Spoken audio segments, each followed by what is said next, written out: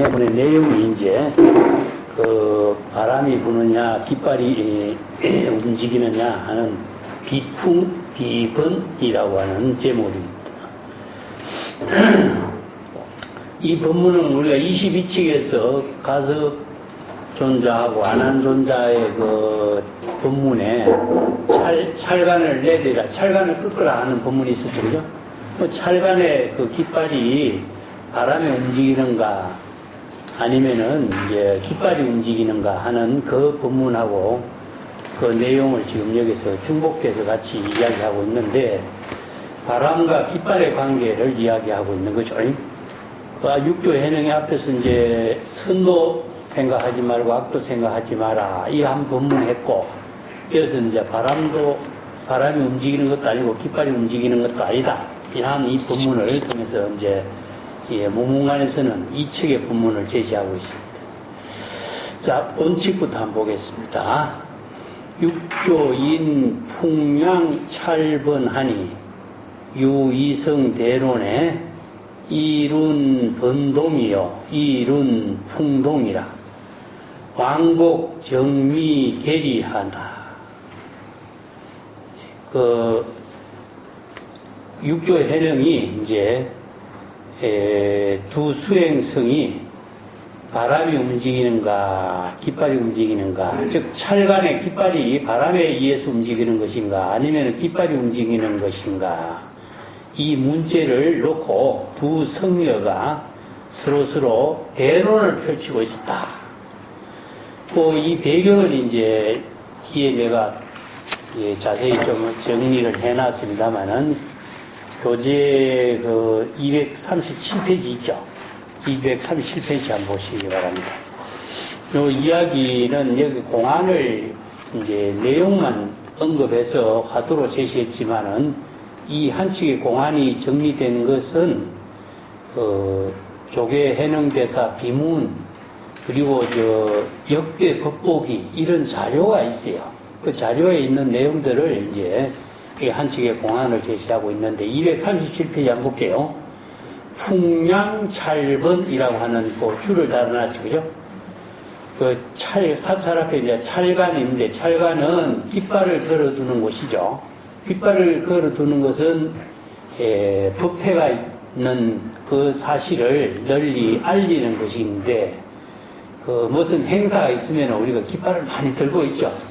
군대에서 군인들이 진격을 할 적에도 깃발을 들고 있고, 사찰에 무슨 행사가 있을 적에도 깃발을 많이 걸고 있죠. 이것이 다 이제 큰 법회가 이루어지고 있는 것을 대내외적으로 알리는 그런 이제 의식입니다. 그런데 그 높은 찰간에 깃발이 움직이고 있는데, 그 깃발이 움직이는 모습이 바람에 움직이는 것인가 아니면은 깃발이 움직이는 것인가, 이게 대상 경계를 보는 거거든요. 그래서 이 자료가 육조 해능 대사의 비문에 의하면은 육조 해능이 오조 홍인의 법을 이어서 16년 동안 은거 생활을 해요.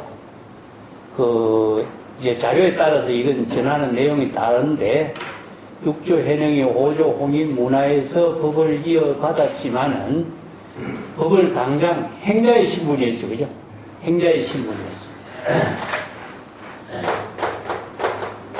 오조 홍인의 문화에, 여기서 많은 수행자들이 모여있었죠, 그죠? 여기에서 인종법사라고 하는 사람이 등장하고 있습니다. 인종법사도 오조 홍인의 제자입니다. 오조 홍인의 문화에 있었던 제자고. 근데 인종법사가 뒤에 이제 제지사라고 하는 남쪽이죠. 제지사라고 하는 사찰에서 대중들을 모아놓고 이제 법문을 하고 열방경 강의를 하고 있었어요. 그때 이제 법회도 하고 경경 강의도 하고 있었는데, 그것은 노행자네요. 이게 해능이 아직까지 추가하지 않았죠. 노행자. 행자의 신분으로서 여기에 동참을 한 그런 이야기가 있어요. 이제 자료에 따라서 좀 다르긴 합니다. 그래서 인종법사 문화에서 노행자가 여기서 있었는데, 그때 이제 인종법사의 문화에서 찰간에게 열방경 강의를 하고 있는데, 찰간의 깃발이 움직이는 거 보고 있어. 이게 대중이 깃발이 움직인다, 바람이 움직인다, 이렇게 이제 여러 가지 의견이 왕래하고 있을 때에 해능이 자기가 너무나 안타까워서 가만히 있을 수가 없는 거죠. 그래서 이제 한마디 한마디 그대들의 마음이 움직인다, 이 한마디 법문을 해요. 그래서 이 세 가지 이제 법문이 여기서 중심이 되고 있는데, 그때 인종법사가 이 법문을 듣고서 깜짝 놀라. 그대는 어디에서 왔는가? 아, 나는 오조 홍인선사의 법을 이어받은 사람이다. 아, 내가 소문은 들었지만, 인종법사가 노행자라는 사람이 오조 홍인선사의 법을 이었다라는 소문은 들었지만은, 그대가 바로 육조 법을 이은 사람인 줄 알겠다. 그래서 이제 행자의 머리를 누가 깎아주냐 하면 인종법사가 깎아줘요. 그래서 행자의 머리를 깎아준 인종법사가 제지사에서 노행자의 머리카락을 깎아준 것을 기념으로 해가지고 애발탑이라고 해요. 탑을 세워. 그게 이제 육조 해능의 정기 자료에서 육조 해능이 머리를 삭발하고 머리카락을 묻어준 기념으로서 탑을 세운 애발탑 기록이 남아있어요. 그런 자료가 이제 전하고 있는 곳이 이 제지사라고 하는 사찰이에요. 그래서 신용년 동안 노행자가 뭐 했느냐. 아, 여러 가지 이제 이야기가 있죠. 사냥꾼들하고 어울려 지내기도 하고, 여기저기 이제 행각 수행을 하고, 그러다가 이제 인종법사의 열방경 강의하는 인연에 만나서 정식 출가를 하게 됐죠. 그리고 인종법사가 이제 행자를 머리 깎고 노행자를 법상에 모셔서 설법하는 인연이 이루어지고, 그래서 육조 해령이 정식으로 법을 설할 수 있는 인연을 마련해 준 사람 또 누구냐? 인종법사. 그래서 이런 인연관계가 쭉 역대법복이라고 하는 자료라든가 다른 육조 해령의 애발탑이라든가 육조 해령의 비문이라든가 이런 데서 산발적으로 전하고 있어요. 뭐 이런 자료가 전하고 있는 것을 토대로 해서 요 한칙의 공안이 사람들에게 주목을 받고 알려지게 된 겁니다. 자, 앞 페이지로 넘어갈게요. 육조 해령이 이제 인종법사의 문화에서 두 수행성이 찰간의 깃발이 움직이는 걸 보고 바람이 움직이는 것인가, 깃발이 움직이는 것인가, 자, 이 문제를 갖고 논의를 하고 있는 거거든요. 그래서 이제 두 가지 대상 경계가 되죠. 대상 경계가 되죠. 근데 동건이라고 하는 것을 바람의 움직임과 이거 운동이냐 원동이냐 하는 문제거든요. 이게 대상 경계로 볼 적에는 중생이 시호 입장에서 볼 적에는 대상 경계를 볼 적에 두 차별상으로 보이게 돼 있죠. 그래서 이제 이 문제를 영원히 논쟁으로서 일어나지 않는 거죠. 근데 사실상 바람이 움직이는 겁니까? 깃발이 움직이는 겁니까? 네? 이 바람이 지수화풍이잖아요. 그죠? 지수화풍이 사배로 있는데 바람이라고 하는 걸 갖고 중국 선생들이 많은 법문을 해요. 그 영관선사는 부채를 바람인데 일체치의 지수화풍이 항상 있는데 왜 부채질을 합니까? 이런 질문을 하죠. 바람이 많이 다 바람이 없는 곳이 없는데 왜 부채질을 해서 할 필요가 뭐 있느냐? 그럴 때 뭐라 그러죠? 바람이 있지만은 부채질을 할 때 바람이 일어나는 거죠. 그래서 이 바람을 내가 자신이 지혜로 쓸 수 있는 바람으로 만드는 거죠. 이 바람이 아무리 있지만은 내가 지혜로 쓸 수 있는 바람이 되는 거하고 쓸 수 없는 바람이 될 수 있는 거죠. 그죠? 그렇기 때문에 우리가 많은 자원이 수없이 많은 자원이 우리 대한경제에 있지만은 그것을 내가 방편의 지혜로 쓸 때 그것이 자신의 지혜로운 삶이 생활이 되는 것이지 아무리 자원이 많아도 자원을 자신의 방편의 지혜로 쓰지 못하면은 무슨 자기의 지혜로운 삶이 만들어지지 않죠.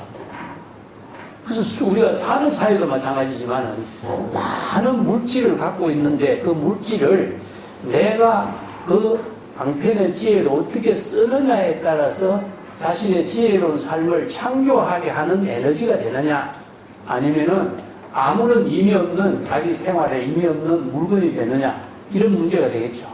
그렇기 때문에 이것을 불교에서는 뭐라 그러죠? 일체 유심조라고 그러죠. 일체 법은 오직 마음으로 만들어서 지혜로운 삶을 창조하는 것이지, 아무리 물질이 많이 있어도 그 마음으로 그 방편의 지혜로 쓸 수 있는 힘을 발휘하지 못한다면은 무슨 자신의 지혜로운 사용을 해서는 아무런 힘이 없게 되겠죠. 그래서 이 문제와 지금 연결되어 있어요, 사실은. 그래서 지수와 풍의 관계를 여기서 이야기하고 있는데, 자연의 모든 존재가 우리들의 삶을 살 수 있는 환경이 다 되어 있잖아요. 그래서 4대 원소가 지수와 풍이라든가 우리들의 삶을 살 수 있는 환경이 되는데, 그 4대 원소가 일체 만법의 자연의 생명의 작용 속에서 이루어지고 있잖아요. 근데 그와 나의 생활은 어떻게 이루어지느냐 하는 거죠. 그래서 일체의 대상 경계는 심하고 법의 관계를 이루어졌어. 그래서 불교에서 모든 가르침이 다 신법으로 이야기하고 있어요. 자, 이것은, 자, 일체 유심조라는 것도 일체의 모든, 여기서 이제 법의 내용을 보시냐, 이거 바람이 지수와 풍이라고 하는 4대가 되기도 하고, 일체의 모든 제법의 필상이 되기도 하고, 일체의 언어가 되고, 문자가 되기도 하고, 아니면은 일체의 모든 사물에 대한 명칭이 되기도 하고. 그걸 이제 우리가 보통이 어떻게, 이거 불교에서는 유심론이라고 이야기하는데, 유심은 모든 사물하고 유물하고의 불의 관계로서 이루어지지, 유심 하나로서만 우리들이 이루어지지 않잖아요. 예. 일체의 모든 사물 존재를 떠나서 우리들의 삶이 이루어질 수는 없잖아요. 그죠? 바람도 마찬가지입니다. 그렇기 때문에 이 문제와 전부 다 연결되어 있어요. 우리가 일체 유심조라든가 마음이 일체법을 만든다든가 삼계는 허망한 것이고 오직 마음으로서 삼계를 만든다든가 이런 모든 것은 뭐 일심의 법이라든가 삼계 유심이라든가 이런 법문들이 전부 똑같은 말이에요. 뒤에서 이야기하고 있는 적심, 이 마음이 바로 부처다. 이 법문도 마찬가지예요. 그래서 마음이 어떻게 부처가 되느냐 하는 문제를 내가 잘 이야기했죠. 그죠? 예. 자, 이게 바로 일체의 모든 사물을 우리가 법이라고 하는데, 이 법이 중생심으로 이루어지는 법은 무엇이냐 하면은 바람과 이빨이라든가 움직이는 거와 움직이지 않는 것, 이런 차별심이죠. 이것은 중생심으로 1차의 모든 세간의 법이 이루어지는 그 차별심이 만들어지지만은 진여 일심법은 어떻게 되죠? 보통 일심이 지혜로 이루어지는 법을 불교에서는 심조 제열애, 마음이 받은 모든 열애를 창조한다 그러죠. 그렇기 때문에 중생심의 언어를 사용하면은 세간법이 되고, 출세간의 지혜를 언어를 사용하면은 재불열애의 지혜가 되죠. 그래서 이제 일체 유심조라든가 신조 제열애라든가 이런 법문이 우리가 마음이라고 하는 것 자체는 일체 법을 사용하는 주체예요. 일체의 법을 대상 경계로서 지혜로 사용하느냐 아니면 차별 분별심으로 사용하느냐에 따라서 중생심이 되느냐 불심이 되느냐 하는 문제가 나오죠. 그죠? 근데 이 두 사람은 어떻습니까? 깃발하고 바람하고 두 가지 차별을 본 거죠. 차별을 보니까 중생심으로 대상 경계를 보고 있으니까 수행자들이 중생심으로 대상 경계를 분별하는 망심에 의해 가지고 자신의 주장을 내세우니까 옳고 그름의 문제가 여기서 들어가죠. 그러니까 시비가 일어나고 싸움이 일어나고 분별이 일어나고 논쟁이 일어나니까 해능이 답답해서 수행자의 이런 모습을 보고 답답해서 자 그대의 마음이 움직이는 것이다. 이렇게 본문을 설하고 있어요. 자 여기에 원문을 우선 먼저 보겠습니다. 두 수행성이 깃발이 움직이는가. 이 풍양이라고 하는 것은, 양이라는 것은 바람에 의해서 펄럭이다 이런 뜻입니다. 깃발이 움직인다, 펄럭이다 하는 걸 양자로 그래요. 찰간의 깃발이 펄럭이는 것을 풍양이라고 합니다. 근데 이 두 수행성이 바람이 움직이는가, 깃발이 움직이는가. 자, 이 대론을 하고 있으니까, 한 사람은 깃발이 움직이는 것이다. 한 사람은 바람이 움직이는 것이다. 자, 이것은 어떤 입장에서 보니까 깃발이 움직이는 것은 대상 경계로 보이죠, 그죠? 근데 깃발이 움직이게 하는 힘은 무엇이냐? 바람이라는 것이죠. 이 두 가지 문제를 갖고 한 사람은 깃발이 움직이게 하는 것은 결국 바람인 것이고, 바람의 힘에 의해서 깃발이 움직이니까 움직이는 현상은 뭡니까? 깃발이 움직이는 거죠. 근데 대상 경계를 보고 있으니까 이것이 다 틀린 말은 아니죠, 그죠? 대상 경계를 보고 한 말이니까 그렇잖아요. 그렇다면 이거 중생의 세계에서는, 이것은 중생이 보는 세계에서는 이것이 틀린 말이 아니에요, 사실은.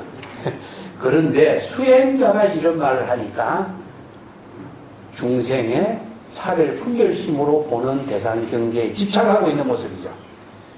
그래서 열반경을 강의하는 이 법석에서는 불성의 지혜로 창조적인 삶을 이루는 수행자가 되어야 되는데, 출생안의 지혜를 이루고 열반해탈의 경계를 이루는 수행자가 되어야 되는데, 차별 분별심을 만들어내는 중생심으로 논쟁을 하고 있으니까 시비 분별에서 벗어나지 못하는 것입니다. 이것은 이제 왕래 정미 계리요. 여기서 미자라죠.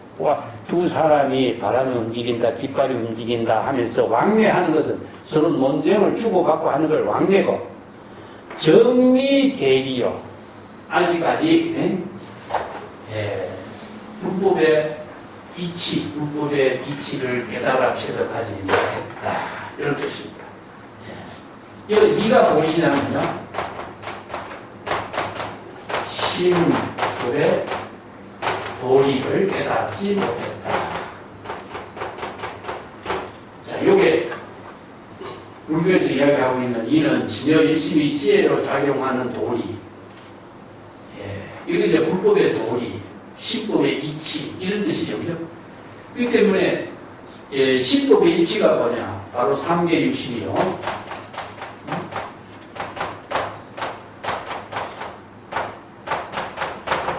삼계의 모든 것은 일심의 작용에 의해서 이루어졌다. 그래서 일심의 작용으로서 이루어진 것을 우리가 선불교에서는 전일심지법이라 하죠. 달마대사가 중국에 법을 전하는 것이 뭐냐? 전일심의 직업이다. 그래서 일심의 법이라는 것은 진여일심이 영업하게 지혜로 이루어지는 법을 깨달아 체득하도록 제시한 것이 불법이죠. 그래서 이 신법으로서 깨달음을 이루게 하는 이 도리를 알지 못하고 중생심으로 대상 경계를 분별하고 망념으로서 차별 분별심을 일으키고 시비 논쟁을 일으키고 있다, 이런 뜻이죠. 신법의 도리를 깨달아 체득하지 못했기 때문에 일체 유심조라든가 하안경에서 마음이 바로 부처라든가, 마음이 바로 부처의 지혜를 이룬다든가 여러 가지 법문을 쓰라는 이 도리를 깨달아 체득하고 하지 못했기 때문에 이런 엉뚱하게 대상 경계만 보고 차별 분별심을 일으킨다. 그래서 심의 무법이라고 하는 말이 이제 중국 선생들이 이제 신법인데 모든 것은 마음으로서 깨달아서 체득하는 대상 경계의 법을 체득하는 것이지 마음밖에는 법이라는 실제로 존재하지 않는다. 그래서 삼계유심이라는 말도 마찬가지죠. 삼계라는 것은 주유일심이 법으로 이루어져 있다. 그래서 기신론에서는 이 말을 심, 생적, 종종법석, 신멸적, 종종법입니다. 이 법문이 생멸실이 일어나게 되는 것은 것을 이렇게 이야기하고 있습니다. 그래서 그 마음 뭐냐? 망심입니다. 망심. 중생심으로 망심이 일어나면은 대상 경계가 이 중생심으로 망심이 일어나니까 대상 경계가 바람이 보이기도 하고 깃발이 보이는 거죠. 그래서 법이라는 것이 뭡니까? 대상 경계니까 바람도 법이 보이고 깃발이라고 하는 대상 경계가 보이죠. 차별 분별심이 일어나는 거죠. 그런데 망심이 소멸되면 어떻습니까? 깃발이라든가 대상 경계라고 하는 것도 없어지게 오죠. 그렇기 때문에 중생심으로 볼 적에는 대상 경계가 있지만 진여인심으로 볼 적에는 대상 경계라는 것은 사실 없어. 왜냐? 법이 자신의 지혜와 하나가 되기 때문에. 그래서 이제 삼계는 오직 일심의 지혜로 이루어진 것이다. 이런 신법의 도리를 깨달아 제리 못했기 때문에 자의식으로 대상 경계를 보고 바람을 보고 바람이 움직이는 것이다.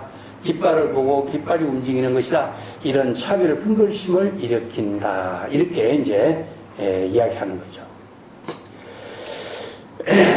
그 이제 중국 불교가 전부 다 심지 법문이라든가 유심의 법문이라든가 이런 것이 불교가 전부 다 공의 실천을 할 적에 공사상의 실천을 유심의 법문으로서 종합해버리거든요. 그래서 대전불교가 반야의 지혜를 이루는 공의 법문을 중심으로 설했는데 어떻게 환경에 오면은 전부 다 유심의 법문으로 이야기하고 있느냐. 공이라고 하는 것은 마음의 대상 경계의 모든 분별심을 비울 때의 진열심이 지혜가 이루어지는 거잖아요. 그렇기 때문에 공은 대상 경계의 망심을 분별하는 망념을 비우는 것이 공이고 진열일심이 지혜가 되살아나게 하는 방편 법문이죠. 그 때문에 반야의 공사상하고 진여일심의 관계를 우리가 불이일체로서 봐야 되는데 대전불교가 이것을 이제 열애장 사상으로 종합하고 있는 거죠. 이때 뭐 어떨 적에는 공사상만을 강조하고 어떤 사람은 유심만을 강조하고 어떤 불교에서는 유식에서는 유심만을 강조하고 하다 보니까 어떠니까 불교 전체를 보지 못하고 부분만 가지고 자기가 아는 것만 가지고 불교인 것이냐 주장해버리니까 전부 다 편견이 떨어진 거죠. 그래서 전체를 보는 진여일심의 지혜로 이체의 만법을 차별심으로 보느냐 아니면 출세간의 지혜로 볼 수 있느냐. 이게 반야의 지혜로 본다면 출세간의 지혜로 보는 힘이 나오고 중생심으로 보면 대상 경계로 보이기 때문에 차별 분별심의 대상 경계에서 벗어나지 못하는 중생이 되는 거죠. 그래서 이제 마음이 망심이 일어나면 여러 가지 대상 경계가 있는 겁니다. 바람도 있고 깃발도 있는 거예요. 그렇죠. 망심이 없으면 어떻습니까? 진여일심이 되면은 일체의 모든 대상 경계가 비워진 상태니까 실제로 존재하지 않죠. 모든 대상 경계는 궁극적으로 진여일심의 지혜와 하나로 이루어져 버려요. 무기로 이루어져 버리기 때문에. 그래서 이제 이 환경의 법문을 기시론에서는 이런 법문으로 정리를 하죠. 삼계가 오직 마음으로 이루어지는 것이다. 망심이 없어지면 육질의 대상 경계도 있을 수가 없는 것이다.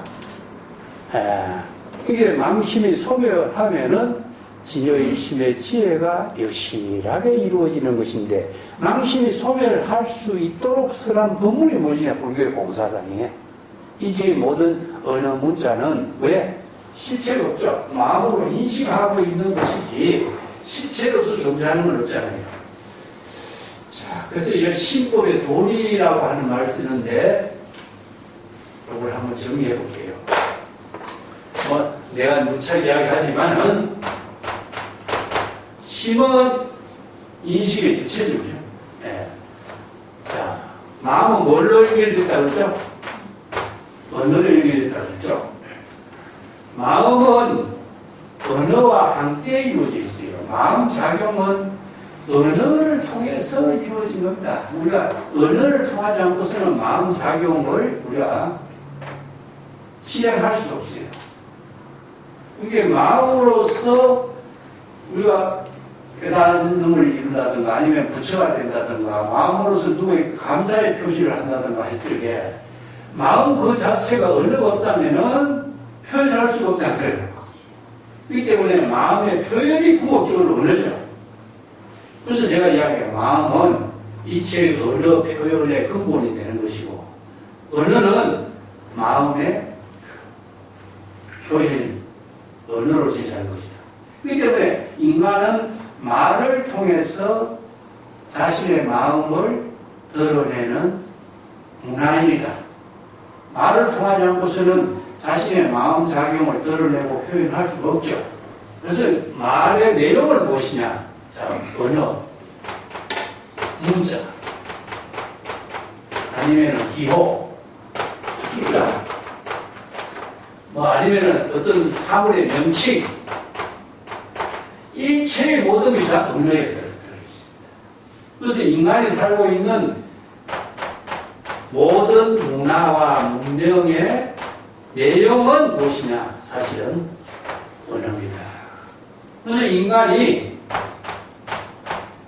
마음으로 이 문화 문명 생활을 만들어내는 것은 무엇이냐? 궁극적으로 마음으로 언어를 창조하고 마음으로 지혜를 창조하면서 이루어진 거죠.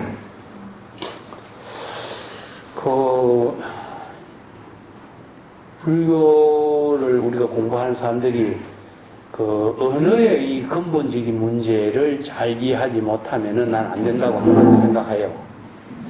예를 들어서 그 나온 이야기니까 조금 더 하고 볼까? 우리가 지금 사용하고 있는 모든 것이 언어라고 하는 것인데 이게 숫자라고 하는 말입니다.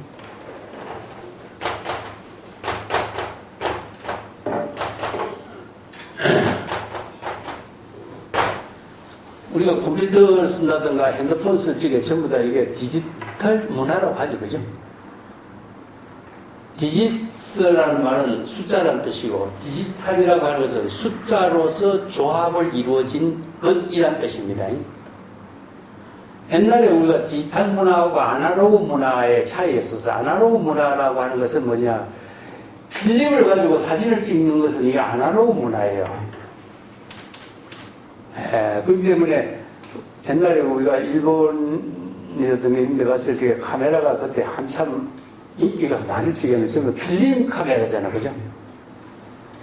필름으로서 사물을 찍으니까 사물의 형상을 있는 그대로 이렇게 옮겨서 찍는 것이 이제 그게 필름 카메라인데, 디지털 카메라가 만들어지면서부터 필름 카메라가 없어졌죠. 그죠? 그러면 디지털 카메라는 어떤 구조로 이루어지느냐 하는 거죠. 자, 이것은 모든 언어, 정보, 사진, 글자 이런 것을 숫자로서 이게 정보 처리와 만들어 놨어요. 예를 들어서 우리가 기업이라는 글자를 숫자로서 이것을 글자를 하나의 정보 처리와 만들어 놨어. 또 미연이라는 숫자도 숫자로서 정보 처리한 거죠. 이건 01, 이 숫자가 무궁무진하게 변화를 시키고 중복이 되지 않아요. 그래서 이 중복시키지 않을 수 있는 숫자의 그 근본 열쇠는 제로가 갖고 있는 거죠. 그래서 제로의 발견은 어디서 나왔습니까? 불교의 순라죠, 공에서. 그래서 수학의 혁명이라고 하는 것 자체가 단순한 숫자가 아니라 숫자 언어입니다. 숫자 언어. 숫자 언어로서 다른 언어를 숫자 언어로서 변화시켜가지고 이것을 모든 정보를 숫자로서 전부 다 정보 처리를 할 수 있도록 만드는 거죠. 우리가 컴퓨터에 있으면은 숫자를 치죠. 숫자를 치지만 이것이 똑같은 숫자가 똑같이 반복돼서 쓸 수 있도록 하는 것은 숫자로 이게 입력이 되어 있기 때문에 중복될 수 없어요. 그럼 디지털은 모든 정보 처리를 사진이나 이름이나 문자나 모든 것을 다 숫자로 정보 처리를 해놔가지고 이것을 무궁무진하게 사용해도 똑같이 사용해도 변하는 거죠. 그리고 이게 요즘에 우리가 뭐 AI라든가 이게 뭐냐면 두뇌죠, 두뇌. 이런 많은 정보를 가지고 자체적으로 이 정보를 두뇌를 사용해서 정보를 쓸 수 있도록 만드는 또 기술이 이게 뭐 로봇이라든가 AI라든가 이런 기술이에요. 이런 게 로봇가 뭡니까? 진찰하죠. 유명한 것이 바둑 선수가 이세돌에게 바둑 이긴 사람이 누구죠? AI 기술이라고 했죠. 그죠? 왜 그럴까요? 왜 이길까요? 인간이 1년 평생 바둑을 뜬다면 몇만 번 뜰 수 있겠어요, 바둑을. 이거 경험에 의해서 그 지혜가 만들어지는 힘이 있어야 되는데, 바둑은 세계의 사람들이 몇백 년 바둑을 뜬 정보를 모두 다 그 정보를 입력해 놓으니까 그 많은 정보를 가지고 AI 두뇌가 그 정보를 자기 스스로 진단하고 확인하고 이 문제에서 스스로 판단해서 실행할 수 있는 능력을 발휘하도록 만들어 놨잖아요.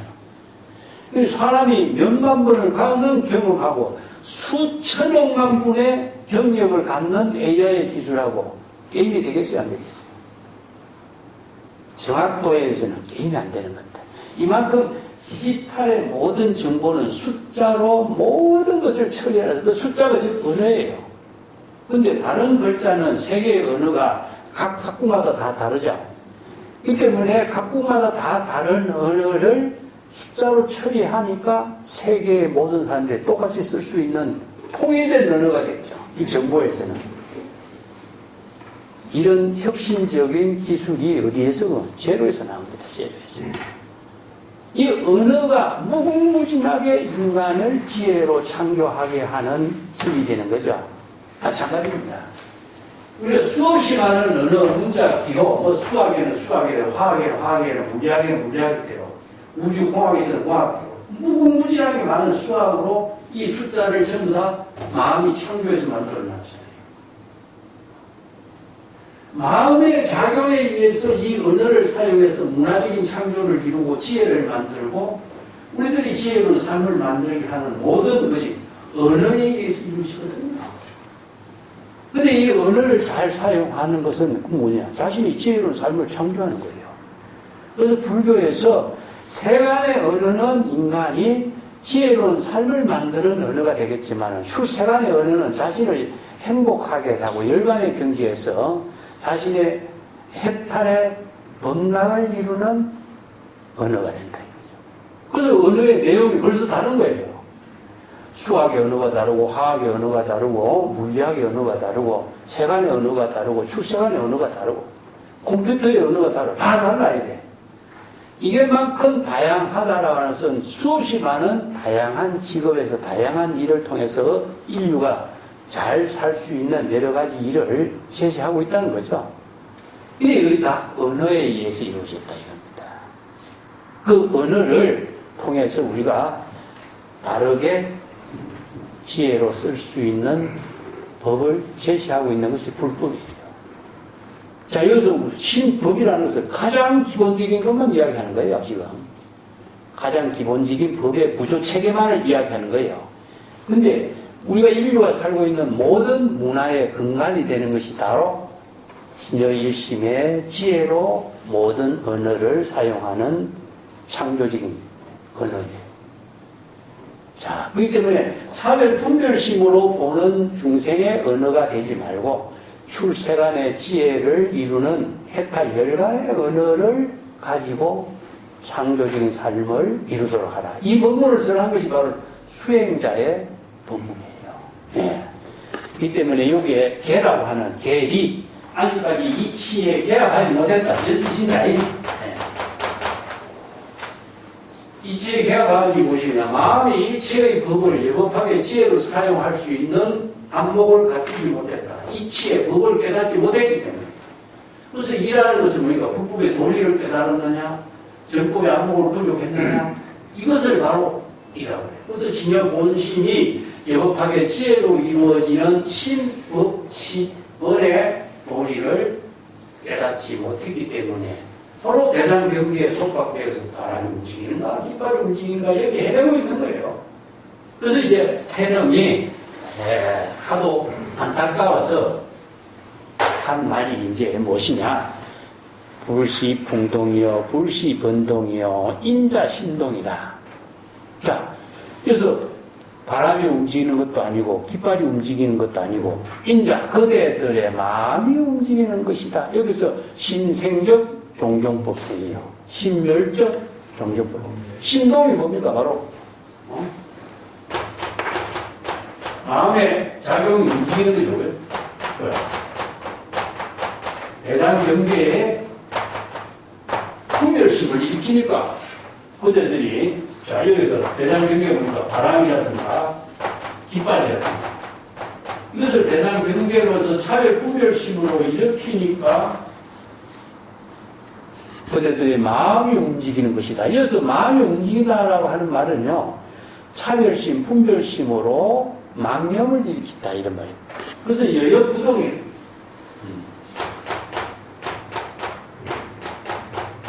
근데 경전에서는 여여부동이라든가 이것을 불변이라고 이렇게 표현해요. 그래서 진열 일심이 여여하게 지혜로 이루어지는 것을 이제 여여라고 해서 여여부동, 불변, 이건 불생불멸 이렇게 표현합니다.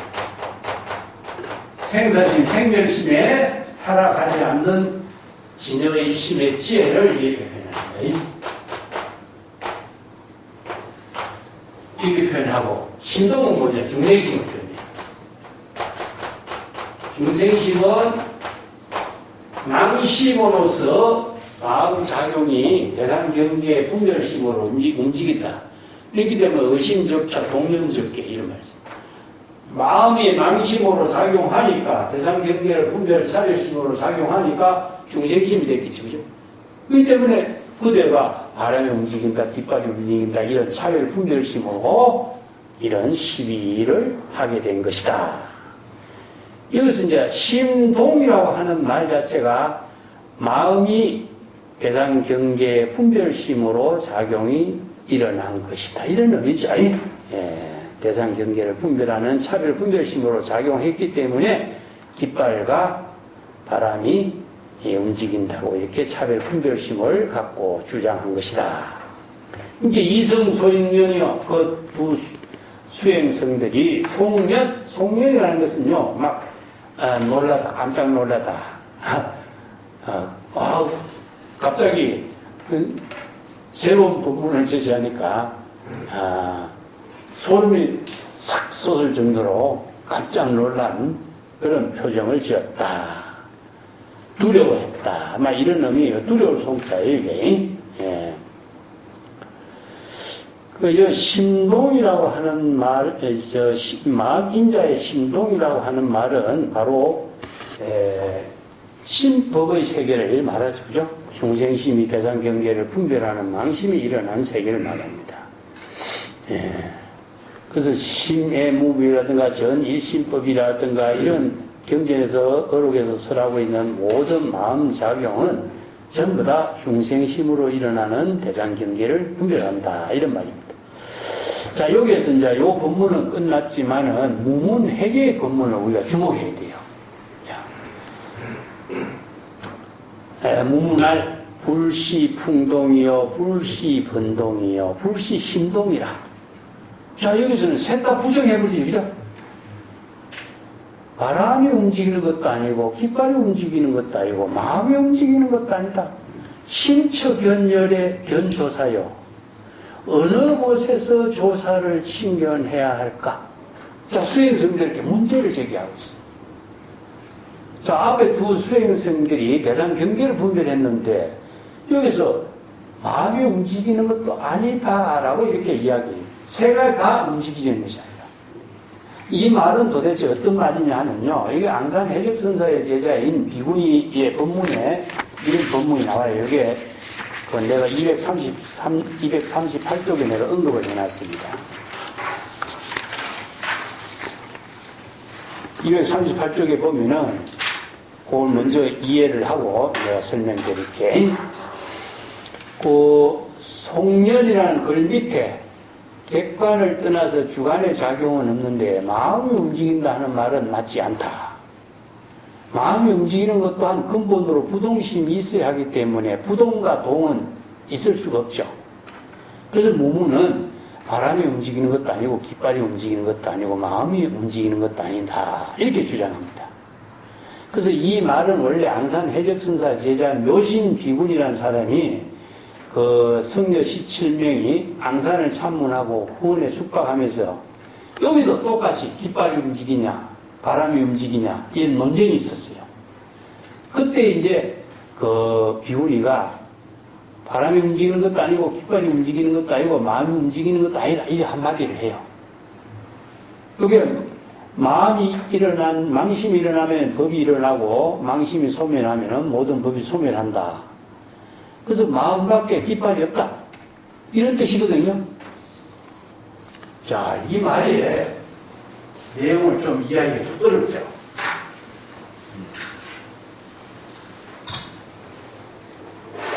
세 가지 다 부정해버리니까, 그죠?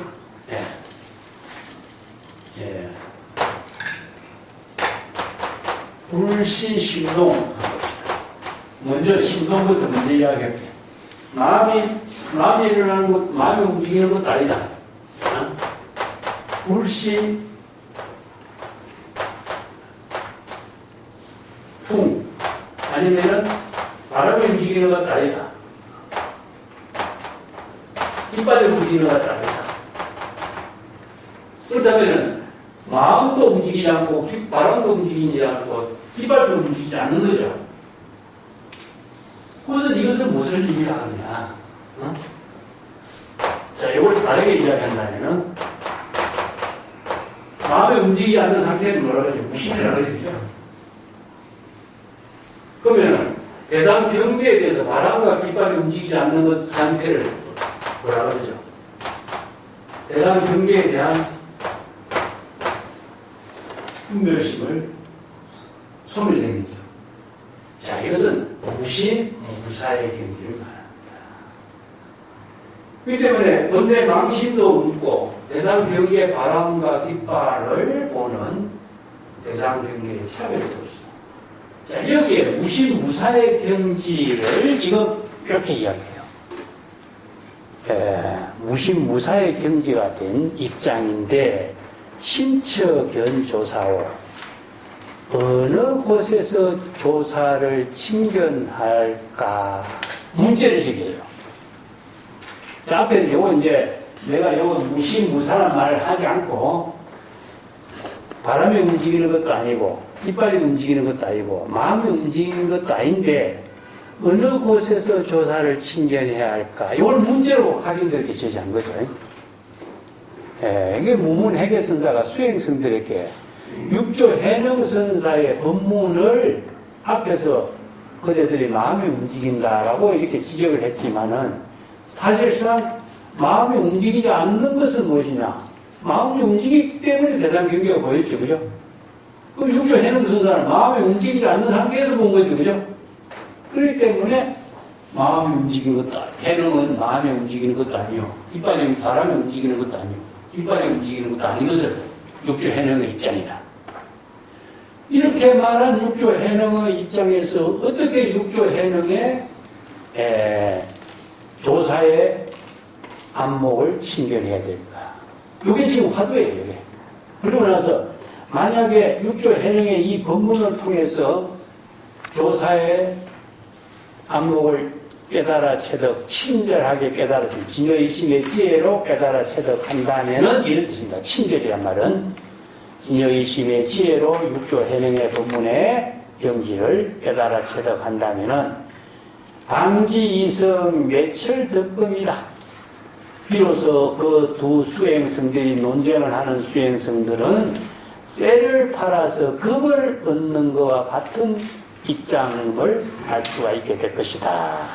자, 이거 뭡니까? 중생심에서 불심을 깨달아 체득한 것을 쇠를 팔아서 금을 얻는다. 이 말을 다른 말로 바꾸면 뭐죠? 전식 덕지 전미 배우죠. 중생심의 미혹을 바꾸어서 재불여력의 지혜를 깨달아 체득한 것을 이렇게 비유한 거죠. 그죠? 중생심의 대상 경계를 분별하는 인식을 바꾸어서 진여일심의 지혜를 깨달아 체득한 경지를 이루게 될 것이다. 자, 수행성들이 이런 이 세 가지 법문, 무문해계선사가 제시한 이 법문의 뜻을 깨닫지 못한다면 이런 경지를 이루지 못해. 그래서 조사의 안목을 어디에서 어떻게 친견해야 될 것인가? 조사의 안목을 친견할 수 있는 능력을 정법의 안목으로 부족하지 못한다면은 이런 경지를 이루지 못하죠. 그렇지만 조사의 안목을 깨달아 체득하는 안목을 갖춘다면은 그대들도 야 금을 자 쇠를 바꾸어서 금을 넣는 것과 같은 중생심을 불심으로 전환해서 깨달음을 체득할 수 있는 경지를 이룰 것이다. 이런 법문이죠. 여기서 신처의 견조사, 어느 곳에서 조사를 친견할 것인가 이런 뜻입니다. 신처가 여기서는 어디죠? 조사, 육조 해능이 인자신동이요라고 하는 것. 자, 이것을 다른 말로 바꾼다면은 마음이 움직이는 것도 아니다. 그들이 마음이 움직이기 때문에 대상경계를 구별한 거죠. 그죠? 조사는 어떻습니까? 마음이 움직이지 않기 때문에 이 사람들의 문제점을 여실하게 볼 수가 있게 된 거죠. 그렇기 때문에 조사의 안목은 마음이 움직이지 않는 상태예요. 바람도 움직이지 않는 상태예요. 깃발을 대상으로 움직이는 것을 보지 않는 상태가 되겠죠. 그죠? 그래서 조사의 마음은 뭡니까? 무사의 경지요. 해능조사의 입장을 무사의 경지로서 깨달아 체득할 수 있어야만이 해능조사의 본래 면목을 깨달아 체득할 수 있다 이겁니다. 예, 그렇기 때문에 언어에 끄달리지 말고 해능이 설한 본문의 내용에 근본의 뜻을 깨달아 체득하라 이런 뜻이죠. 약, 향자, 자리, 견득이며 여기서 자리라고 하는 것은 무엇이죠?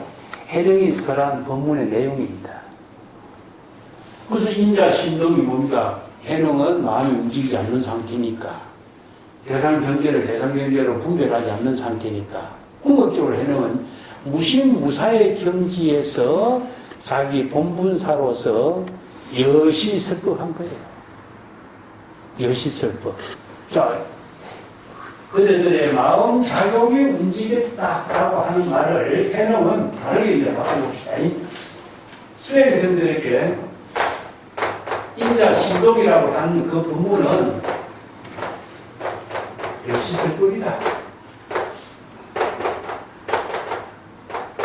자, 수행생들에게 신병을 지적하거든요. 수행생들의 신병을 치료해 주기 위해서 설한 그 부분이 되겠습니다. 그렇기 때문에 해능의 방편 법문이 바로 해능의 원래 면목이 됩니다. 조사의 원래 면목을 깨달아 체득하려면 해능의 방편 법문으로 설한 그 내용을 읽을 줄 알아야 되겠죠. 그럼 해능은 무사의 경지에서 수행생들에게 신병을 치료하는 방편 법문을 설하는 것입니다. 그 해능이 설한 방편 법문을 바르게 올 수 있을 때 해능 뭡니까? 바로 지금 여기 자기 본분사 일을 한 것뿐이죠. 어떻게? 무사의 경지에서 수행생들의 신병을 진단하고 여시설법하고 방편 법문을 설한 자기 본분사의 일을 한 것을 해능의 본분사로 꿰뚫어 가야 됩니다. 그래 해능을 칭견한다 이런 뜻입니다. 우리가 조사이 이런 말 쓰죠. 조사이 아니면은 다른 말 하면 멸의 이 불법의 대의 이런 언어가 조사의 정법 안목, 조사의 본래 면목을 깨달아 체득하는 경지. 근데 뒤에 또 나오겠지만은 조주선사에게 유명한 본문이 있죠. 유아시 조사설에 달마 조사가 서쪽에서 온 뜻이 무엇입니까? 했을 적에 조주 뭐라고 대답하죠? 뜰 앞에 잣나무라고 하잖아요. 뜰 앞에 잣나무가 왜 조사회가 되겠어요? 무사하게 시급력이 자기 본분사에 생명활동할 뿐이잖아요. 그 해능도 무사의 경지에서 수행성들의 신병을 진단하고 방편 본문을 설하는 것 자체가 자기 본분, 지금 여기 시절기에 자기 본분사일 뿐이에요. 자, 그것을 바르게 깨달아 체득할 수 있는 안목이 있어야 조사의 조사를 신견합니다. 조사와 똑같이. 이 때문에 해능조사, 열애의 불법에 대해 3세 열애가 똑같은 경지를 깨달아 체득할 수 있다. 그래야만이 쇠를 바꾸어서 금으로 전환을 시킬 수 있고, 중생의 미혹을 바꾸어서 깨달음의 지혜로 전환할 수 있고, 중생심의 대상 경계를 분별하는 망심을 바꾸어서 지혜를 체득할 수 있는 능력을 구족할 수 있다. 이 때문에 모든 대상 경계의 삶을 우리가 창조적인 삶으로 만드는 것은 대상 경계에 집착하고 있으면 지혜가 창조하는 힘을 스스로 상실하잖아요. 아까도 이야기했지만은 언어라고 하는 숫자라고 하는 것도 우리가 숫자를 알고 있는 거하고 숫자를 활용하는 거하고의 차이예요. 그를 알고 있는 것은 지혜로운 창조를 할 수 있는 힘은 안 돼. 지식은 되는데. 지혜라고 하는 것은 지금 여기 자신의 삶을 창조하는 에너지가 작용해요. 지혜라는 것은 그런 힘을 갖고 있어요. 자, 숫자를 많이 안다고 지혜가 나오는 건 아니잖아요. 숫자를 활용했을 때 뭐가 나오죠? 숫자를 가지고 지혜로 바꾸는 힘이 나오는 거죠. 그래서 불교에서는 참선수행이라든가 사유하다든가 어느 문자를 뭐 수지 독송해서 이런 말을 쓰는 이유가 수지 독송하는 것 자체가 바로 사유해서 방편의 언어를 자신의 지혜의 언어로 자신의 본분사의 삶을 창조하라는 뜻이죠. 그냥 지식을 많이 알고 있다고 이게 창조가 되는 거 아닙니다. 이 언어의 대상 경계에 속박되는 거예요, 사실은.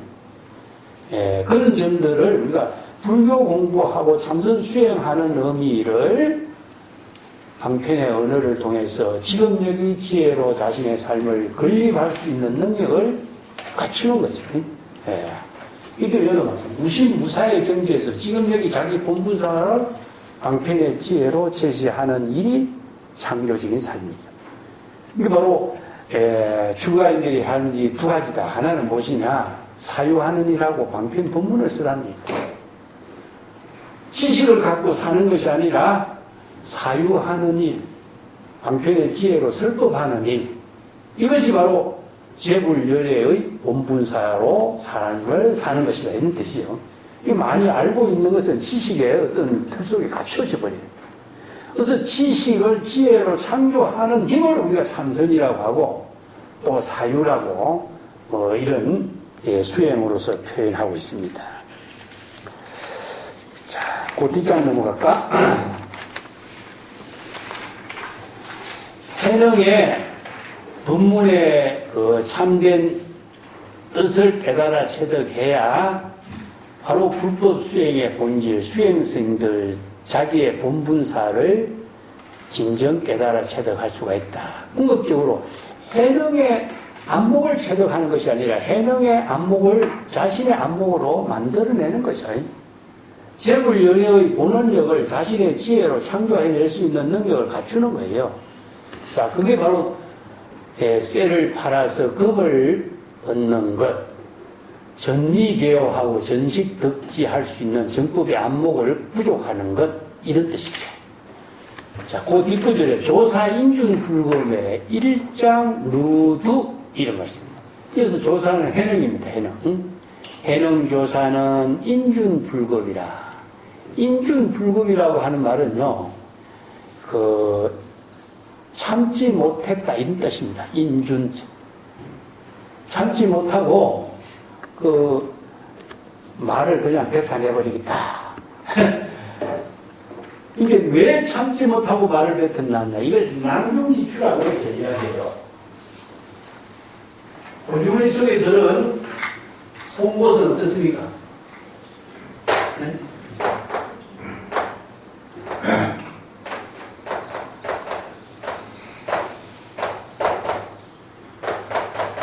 자절로 드러나야겠죠.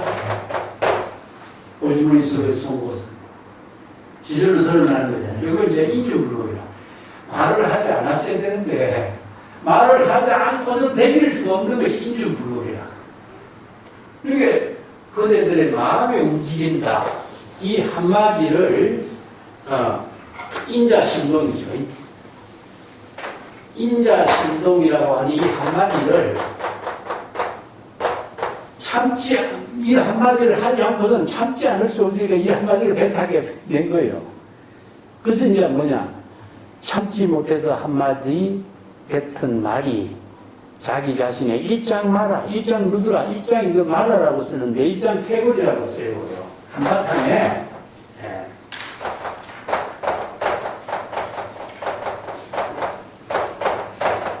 일장 마라라고 쓰고 일장 패거리라고 씁니다.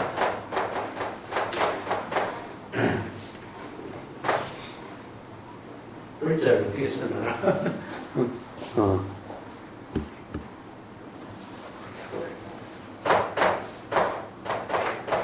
이건 실패라는 뜻입니다. 한바탕 창피한 일을 당했다. 한바탕 실패한 자신의 본분을 상실해버린 모습이다. 이런 뜻인데, 그것은 나쁜 말을 한 것이 같지만 실질적으로는 나쁜 말이 아니라 한 번 참아야 되는데 참았다고 한다면 말을 하지 않은 것이 되겠죠. 그죠? 참지 못했기 때문에 그들의 마음이 움직인 것이다. 이 한마디가 바로 해령이 지금 여기 자기 본분사로서 해야 할 일을 한 것을 말해요. 근데 그 말을 하지 않았어야 되는데 말을 한 것을 이제 역설적으로 표현해가지고 한바탕 창피스러운 일을 드러낸 모습이다. 루드. 한바탕 창피스러운 일을 실패한 모습을, 창피한 모습을 드러냈다. 말하라고 하는 것은 부끄럽다는 뜻입니다. 말하라고 하는 것은. 부끄러운 모습을 드러냈다. 자, 이것은 이제 조금 역설적으로, 칭찬한 말입니다. 그 해능이 그들의 마음이 움직이는 것이다. 이 한마디를 참지 않고서 말을 하게 된 것은 자신의 한바탕 창피를 드러내는 꼴이었다. 자, 근데 이건 뭐냐? 자기가 그 시절 인연에 맞추어서 방편법문을 설하지 않을 수 없는 재불의 본원력이었다. 이게 본분사인 거죠. 그래서 해능의 그 본분사의 묘용을 이렇게 표현해요. 개성으로 보겠습니다.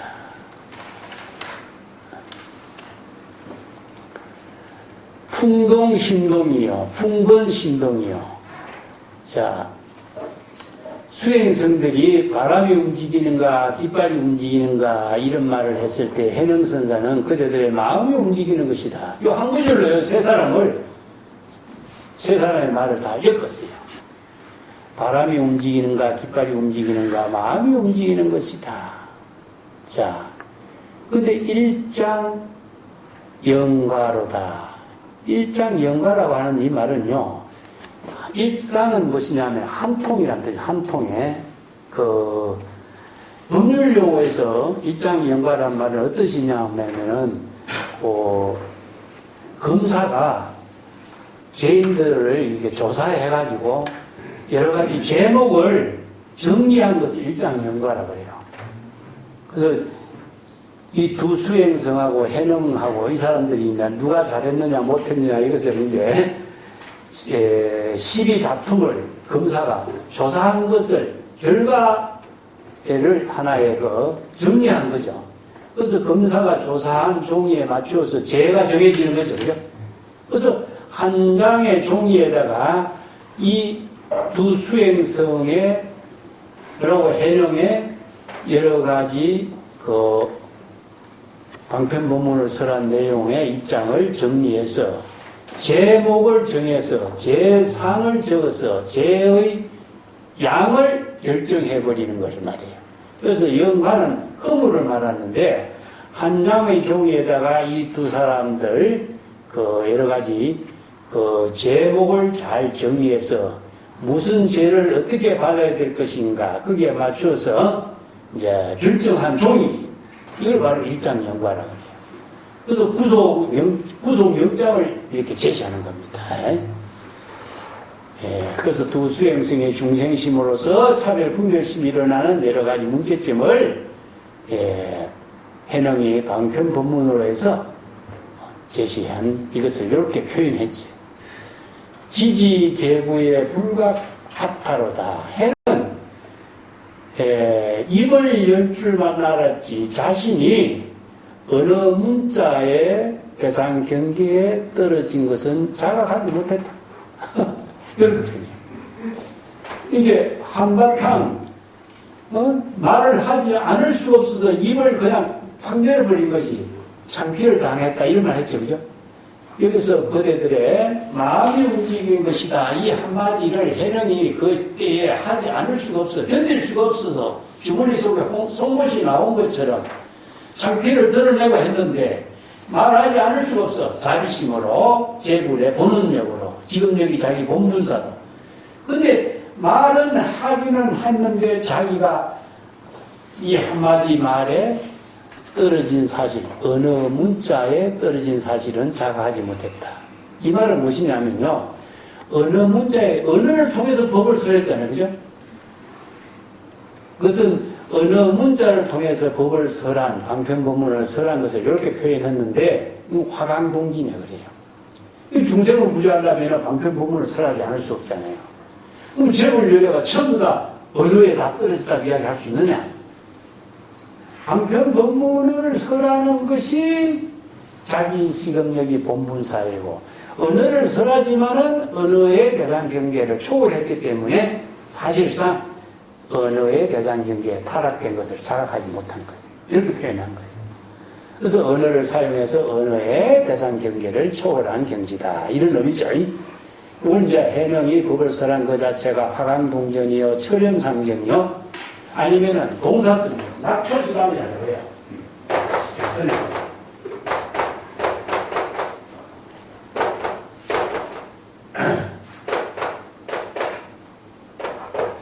이건 초는 무엇이냐? 중생의 세계에 함께 하는 것이다. 이런 뜻이에요. 이걸 이게 화강동지 뭐가 같은 뜻이 이런 말씀입니다. 중생의 세계에 같이 진흙탕을 같이 함께 묻히는 것이다. 이걸 이제 불교의 입장에서는 동사스, 보살의 동사스. 그런데 동사성을 중국에서 많이 사용하는 이런 언어를 가지고 이제 제불열애의 방편법문은 중생과 함께하는 보살도의 수행이다. 그래서 철염상정이라고도 이야기하고, 그 해능이 이런 법문을 선한 것을 이걸 수적이라 그래요. 중생이 중생의 세계에서 자신이 자치를 이렇게 남긴다 이런 의미로서 뭐 법문을 선한 것도 수시라고 그랬죠. 그죠? 수시라고 하는 것이나 수적이나 하는 말도 같은 의미입니다. 자, 풍번의 이야기가 무문회계선사가 아주 재미나게 이 문제를 제시했고 개성도 이걸 정리를 해놨습니다.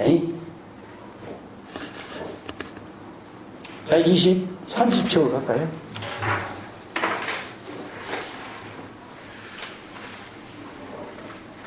(37은) 우리가 많이 공부해왔던 적실시입니다.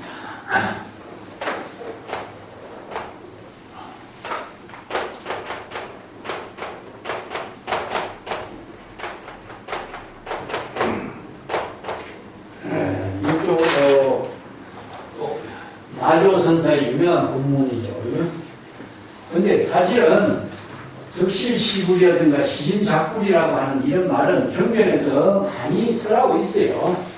예, 6조 마조의 설법이라기보다도 법화경례 같은 데서도 이제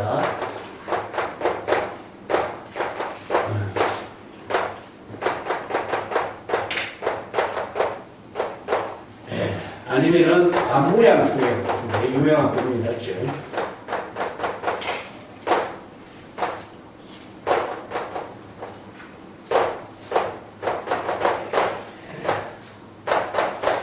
시심작불, 시심시불 이런 말씀입니다.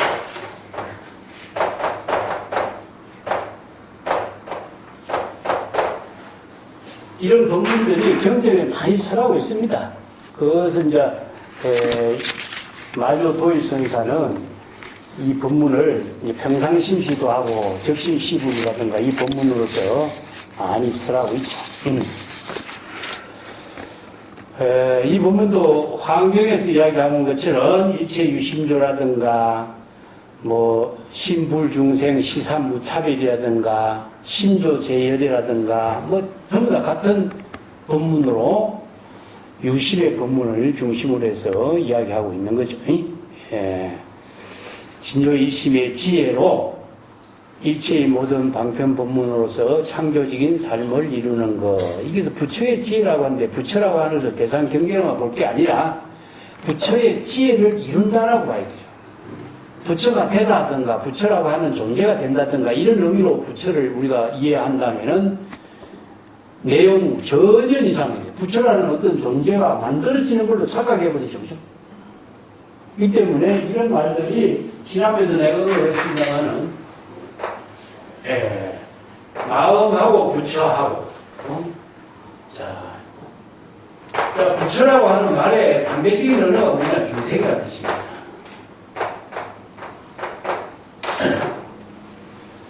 중생이라는 존재는 대상으로 존재합니까? 그렇기 때문에 중생은 중생의 힘을 말하는 거죠. 부처는 뭡니까? 불심을 말하죠. 그렇기 때문에 중생은 대상 경계에 미혹한 것이고 부처는 깨달음을 이룬 망념을 깨닫다. 이것을 부처를 다른 말로 각자라고. 이 각이라고 하는 것은 중생의 망념을 자각한 것을 각이라고 해요. 그렇기 때문에 부처는 붙다.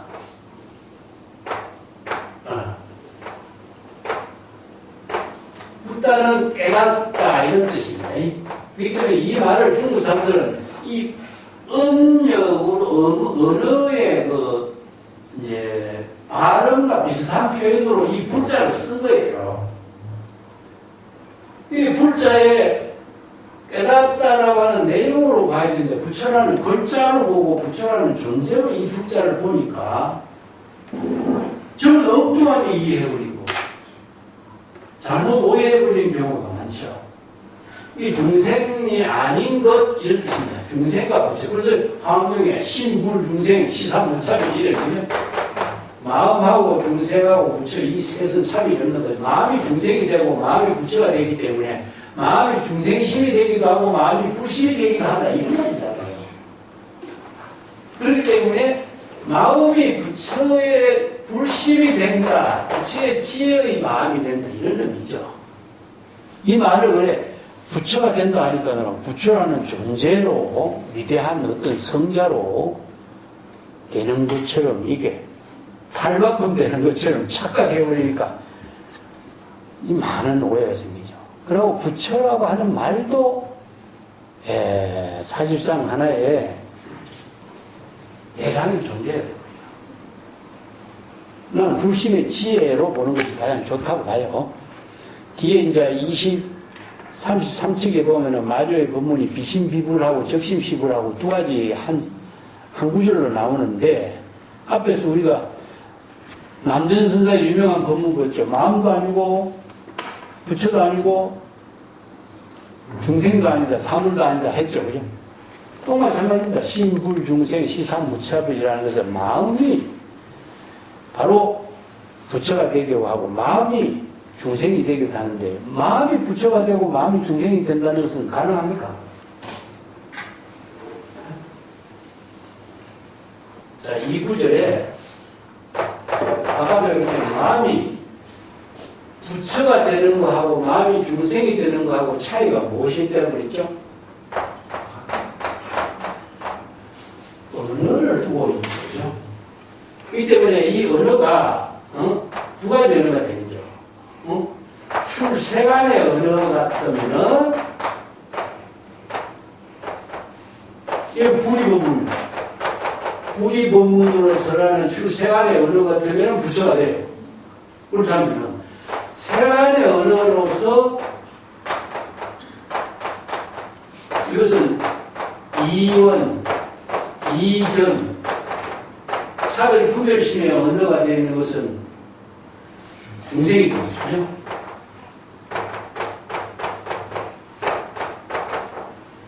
자, 이것도 불심이 되는 것이고 중생심이 되는 것이고 이 차이입니다. 우리가 정확하게 얘기한다면 마음이 어떻게 부처가 되느냐?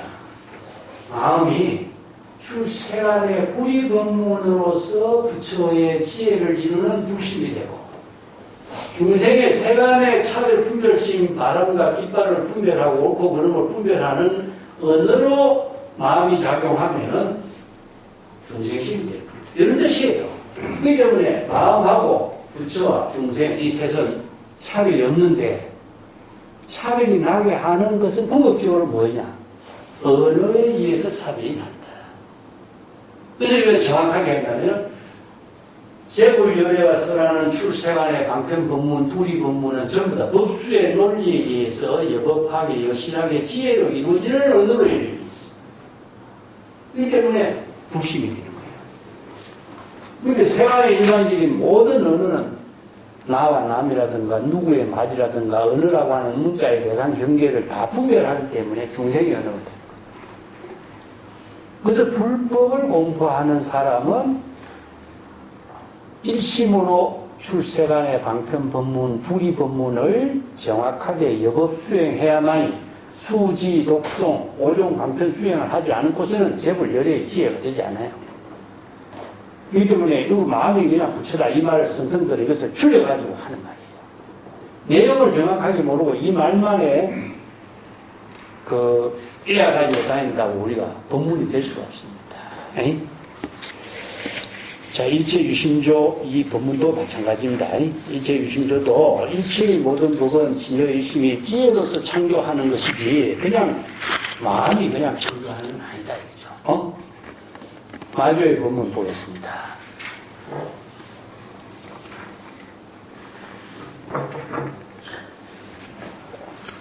마조인 대매문 여하시 불리여 조운 적심시불이다. 마조대사에게 대매 법상선사가 질문을 해요. 여하시 부처란 무엇입니까? 이게 이제 중국 선생들의 선문답에서 주제가 도가 무엇인가, 마음이 무엇인가, 부처가 무엇인가, 조사의 뜻이 무엇인가, 뭐 이런 것이 기본 하나의 문제 테마예요. 근데 가장 많은 질문이 이제 부처가 무엇인가, 부처에 대한 질문을 하니까 마조대사는 곧 이 마음이 바로 부처이다. 이렇게 대답했죠, 그죠? 근데 이 말을 정확하게 번역한다면은 이 마음이 바로 불심의 지혜를 이룬다로 가는 것이다. 이런 의미죠. 이 마음이 불심의 지혜를 이루게 하는 것이 부처가 되는 것이다. 그래서 부처란 무엇인가 하는 것도 궁극적으로 부처의 지혜를 이루는 것을 말하는 것이지 부처가 무엇인가는 부처라고 하는 대상 존재를 사물로 보는 건 안 되죠.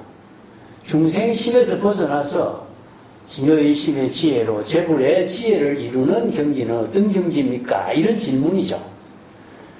예, 그러니까 제불의 지혜를 이루는 경지는 진여일심이 부처의 지혜로 이루어지는 것이다. 불심의 지혜로 작용이 되도록 하는 것이 바로 제불열애의 지혜가 되는 것이다. 이런 의미죠. 예. 자, 아까 이야기했지만은 시심, 이 마음이 바로 부처라는 거, 이 마음이 그냥 부처가 되는 것이 아니라 언어를 통해서 되는 겁니다. 예. 무문할 양령 직하 영약 듣거라. 만약에 능이 직하, 곧바로 지금 여기서, 여기 직심이라든가 직하라든가 단도직입이라든가 하는 것은 지금 여기에서 이런 뜻입니다. 곧바로 영약 듣고 깨달아 체득하다. 예, 깨달아 체득하는 것을 영득, 영약, 이렇게 영약득이라. 지금 여기에서 이 법문을 듣고서 적심시불이다라는 조사의 법문을 듣고서 지금 곧바로 여기에서 불심을 깨달아 체득한다면은 이 말입니다. 그러니까 마조의 법문을 듣고서 곧바로 언하대오해서 불심의 지혜를 깨달아 체득한 경지를 이룬다면 또 다른 말이 이제 그런 말을 여기서 이제 줄여가지고 언하대오란 말을 많이 쓰죠, 그죠?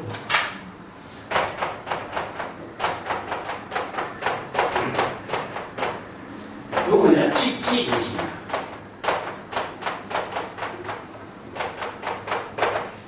그래서 이제 직하라고 하는 말은 직지인심, 언하대요. 똑같은 말입니다. 직지인심이라는 말이 원래 그 달마대사하고 해마대사의 그 안심문답에서 나와요. 내 마음이 불편하고 불안한 마음입니다. 내 마음을 좀 고쳐주십시오. 이렇게 질문을 하니까 달마대사가 그렇게 그대는 불안한 마음을 가지고 있는가? 그 불안한 마음을 가져오게 내가 고쳐줄게. 이렇게 이야기하죠. 그죠? 이게 해가대사가 자기가 불안한 마음을 가지고 있기 때문에 달마대사를 찾아왔는데 불안한 마음을 가져오라고 지시를 하니까 자기가 불안한 마음을 찾아보니까 불안한 마음이라는 것이 따로 존재하지 않거든. 근데 평상시에는 자기가 불안, 근심, 걱정, 초조, 두려움, 공포 속에 살고 있어서 마음이 편안하지 않았는데 불안한 마음을 가져오라고 하는 지시를 받고 불안한 마음을 정작 찾아보니까 불안한 마음이라는 것이 대상으로 보이지 않는 거예요. 그러니까 불안한 마음이 대상으로 보이지 않습니다. 불안한 마음을 찾아도 찾을 수가 없습니다. 하니까 뭐라 그러죠? 내가 그대를 안심시켰다. 이게 직지인심입니다. 자, 찾으면 보이지 않는 거죠. 찾는다라고 하는 것은 무엇이냐 하면은 자각해 보는 거고 그 본질의 마음을 여실하게 자신이 지혜로 확인해 보는 작업이죠. 이게 우리가 평상시에는 중생심으로 불안이 있는데 본심으로 확인하는 마음이 작용할 때는 불안한 마음이 없는 거예요. 그 불안한 마음이 실제로 존재하지 않잖아요. 그런 것을 직지라고 해요. 직지라고 하는 것은 스스로 그러한 사실을 자각해서 깨달아 체득하도록 바로 지시해 줘버리는 거라. 그래서 이제 직지인심 견성성불이라고 했어요. 근데 자각하지 않는 사람에게 이 말이 안 통하는 거죠. 근데 중생심으로 살 때는 항상 불안해. 근데 자각해서 스스로 참고해 볼 때는 대상으로 존재하지 않는 거예요. 그래서 참선 수행하면은 불안한 마음은 없는 거예요.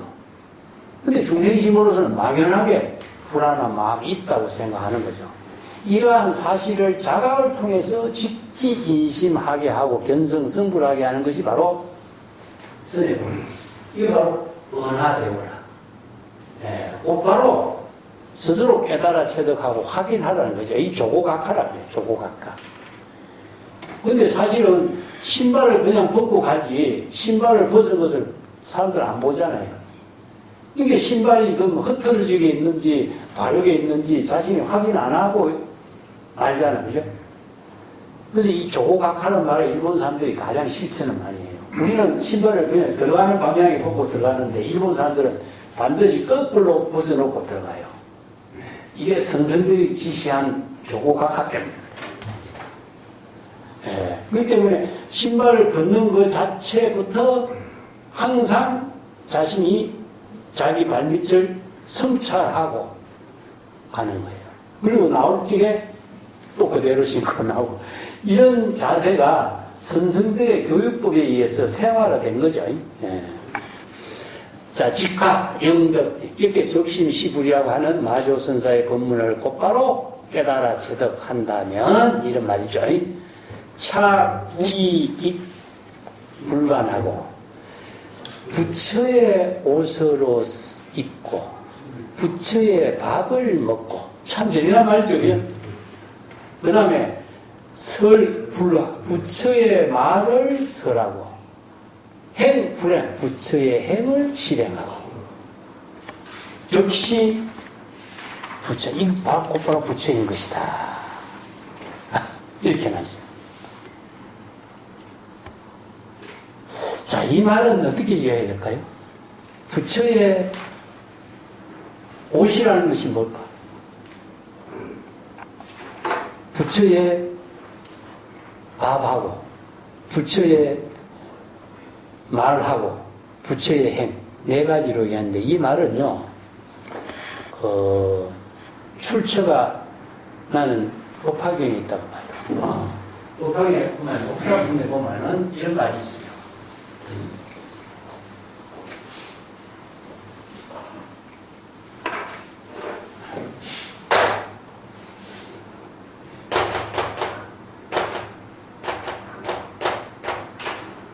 법화경 법사품에 있는 말입니다. 이게 어떻게 이 법문을 선남자 선녀인에게 설해야 됩니까? 이런 질문을 해요. 법화경의 법문을 어떻게 선남자 선녀인에게 설해야 됩니까? 이렇게 하니까 열애의 실에서 열애의 옷을 입고, 열애의 실에서 열애의 옷을 입고 열애의 자리에 앉아서 사부대중들에게 이 경전의 법문을 여법하게 설해야 된다. 이런 말이에요.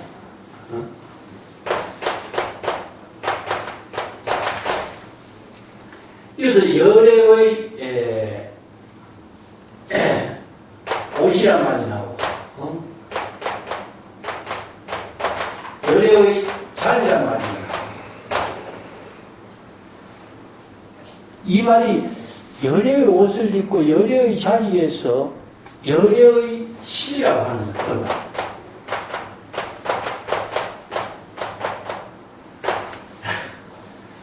그래서 이것을 문물 해결선사는 아마 법화경의 이 법문을 토대로 해서 불리, 불반, 불화, 불행이란 말을 나는, 불행이란 말은 이제 중국 선생들이 가끔 써요. 불행이란 말은 조금 이따 다시 할게요. 그런데 열애의 옷이라든가 자리라든가 실이라든가 하는 말은 뭐냐? 바로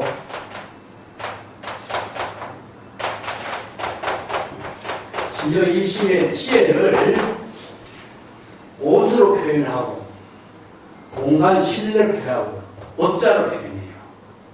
이게 바로 진여일심의 지혜를 다른 말 한다면 열애입니다. 그래서 나는 진여일심의 지혜를 이런 말을 쓰는데 보통 이걸 경전에서는 열애 아니면 신앙 아를 줄여갖고 이제 신자를 빼고 아라는 말씀을 쓰죠, 그죠? 근데 경전에서 아를 내가 이렇게 번역하면 안 돼요. 열애라고 번역해야 돼요. 이 때문에 진여일심의 지혜로 열애의 집에 들고, 신이라는 열애의 집이죠, 그죠? 열애의 집입니다. 열애의 옷을 입고 열애와 똑같은 자신의 모습을 구족하고, 열애의 자는 법자죠, 그죠? 이 때문에 자신이 진여일심의 지혜로 열애의 옷과 장소와 법자에 이 경전의 법문을 설해야 된다. 그러면서 이제 법사품에 뭐라고 했냐면은 열애의 실이라고 하는 것은 이체 중생과 함께 대자비심을 발휘하는 것이요. 일체 중생들에게 대자비심을 발휘하는 것이 열애의 실이라고 해요. 그 다음에 열애의 옷이라는 것은 유하, 마음을 부드럽게 하고 인욕하는 이 마음이 바로 열애의 옷이다. 그 다음에 열애의 자리라는 것은 일체법에 대해서 대상 경계를 텅 비우고 의식의 대상 경계를 두지 않는 것이 바로 열애의 법자이다. 이렇게 이제 마음 작용이 진여일심의 지혜로 대상 경계를 비우고 또 온순하고 인욕행을 실행하는 마음 작용하고 이런 마음으로서 설법을 해라 이런 뜻이죠. 이 때문에 열애라고 하는 것은 다른 말로 한다면 옷이라든가 실이라든가 자라든가 여기서 불행이라든가 불밥이라든가 이런 말도 진여일심으로 이런 뜻입니다. 진여일심의 지혜로 자기 본분사를 실행하는 능력을 갖추어야 된다. 갖출 수가 있다. 이것이 바로 부처의 경지, 부처의 지혜를 이루는 경지다. 이런 말인데 불행이라고 하는 말 자체는요, 육조 단경에 나오거든요. 그 법답이라는 법화경을 이렇게 설하는 것을 육조 해능이 찾아갑니다. 그래서 법화경을 어떻게 설했느냐. 그것은 이제 시절 인연에 따라서 계시오이라고 하는 법문을 법화경을 쓸 법을 이렇게 합니다. 그것은 법화경을 설하는 것이 아니라 법화경에 어느 문자를 속박되어 있는 거 아니냐. 어느 문자를 가지고 법화경을 설하는 것은 어느 문자에 속박된 모습이지 어떻게 법화경에 법문을 설한다고 할 수 있느냐. 그러니까 육조해령이 나는 법화경의 법문을 그렇게 설하지 않는다. 법화를 설한다. 법화를, 법의 꽃을 자유자재하게 굴린다는 뜻입니다. 전법화라 그래. 그래서 우리가 전법률이라는 말 쓰죠. 그죠? 법률이라는 것은 불심의 지혜로 경전의 방편 법문을 자유자재하게 수레바퀴를 굴리듯이 설법하는 것을 전법률이라고 하는데, 언어나 문자나 대상 경계의 모든 사람 중생들에 대해 자치는 흔적이 남지 않아. 전이라고 하는 의미는 구르기 때문에 언어나 문자나 대상이나 중생의 자치나 흔적을 남기지 않아요. 이게 굴린다는 뜻이에요. 그래서 전법률이란 말 씁니다.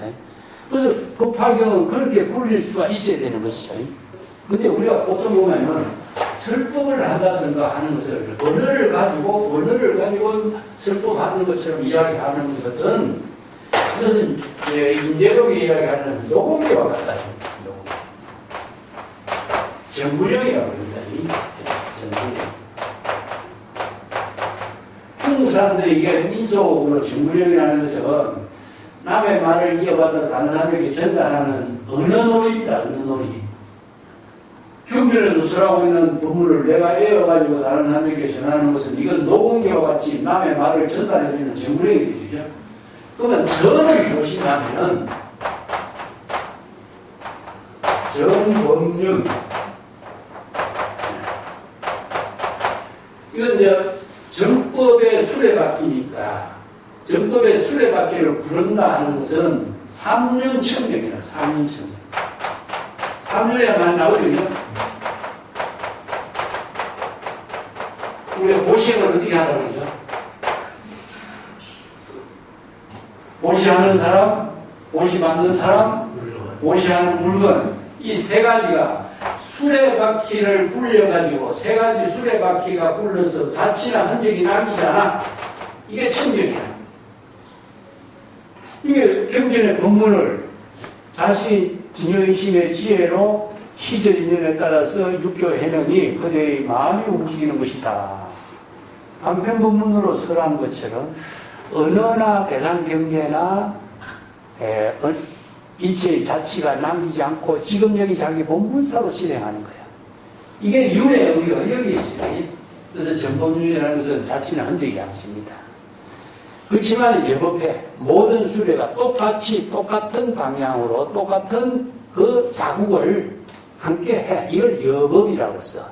그런 의미를 두고 있는 것처럼 일체의 모든 방편 법문을 자유자재로 부처의 지혜로 실행하는 것을 이제 불행이라고 합니다. 불은 의미가 자체는 흔적이 남기지 않아. 그래서 불행이라고 쓰는데 바로 법화를 굴리는 것은 법화경의 법문을 지금 여기 자기 본분사의 지혜로 굴리는 것, 설법하는 것이 바로 불행이 바로 법화경을 굴리는 것이다. 여기 불행이란 말이야. 육조단계. 부처의 지혜로 실행하는 수행을 불행이라고 해요.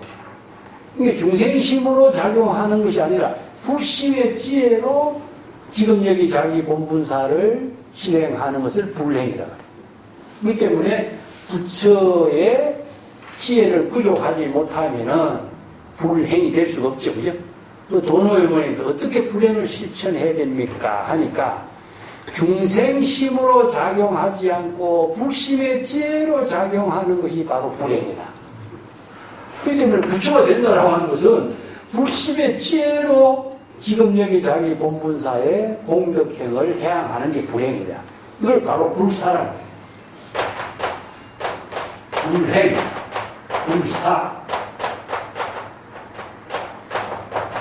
똑같은 말.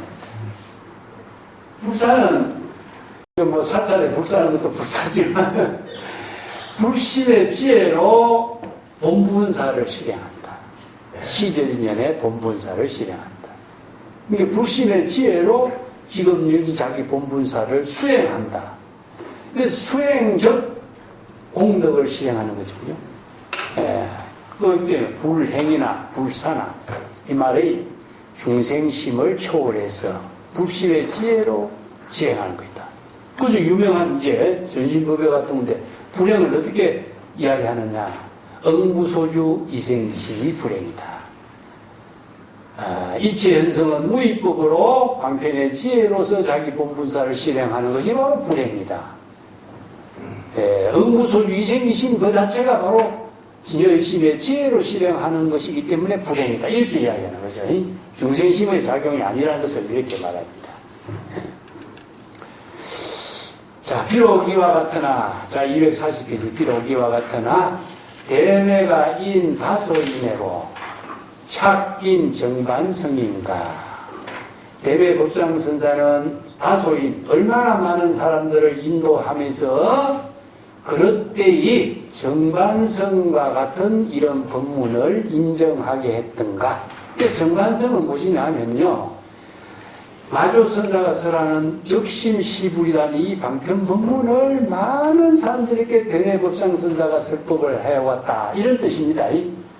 그러면 적심시불이라고 하는 이 법문은 마조의 법문인데도 불구하고 대매법상선사가 이 법문을 자신의 안목으로 설법을 했다라고 하는 말은 정반성이라는 말이 뭐 같으냐 하면은 내가 전에도 한번 설명을 했죠. 수레를 점으로 어떻게 그려야 되나? 여기 별 표시가 있어요.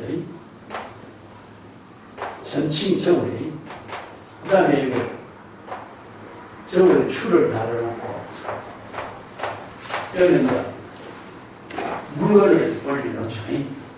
그러면은 저울의 중앙 표시가 뭐냐면 별 표시예요. 이게 정반성이에요. 정반성. 이게 전칭 저울의 가장 중앙을 표시해 놓은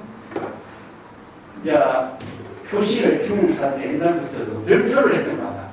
그래서 이걸 정반성이라고 하는데 이것은 뭡니까? 바로 어느 상징적인 어느 문자를 표현해요. 그 마조선사가 설하는 적심시불이라는 말은 재불여의 지혜를 깨달아 체득하게 하는 가장 기본이 되는 법문인데 이것을 단순히 정반성으로 인정하게 하는 것은 언어 문자로만 이해하는 법문, 언어 문자로 이해하는 법문으로서 많은 사람들이 이해하고 있지 않느냐. 이 진정 진여의심이 지혜를 이루어서 부처의 지혜를 이루도록 해야 되는데 이 말만을 가지고 적심시불이라는 말만 가지고 진정 착각하고 있는 것이 아닌가. 진정한 정법을 깨달아 체득하지 못하고 어느 문자의 언설에 속박되어서 많은 사람들이 착각해 온 것이 아닌가. 이런 이야기죠. 그죠?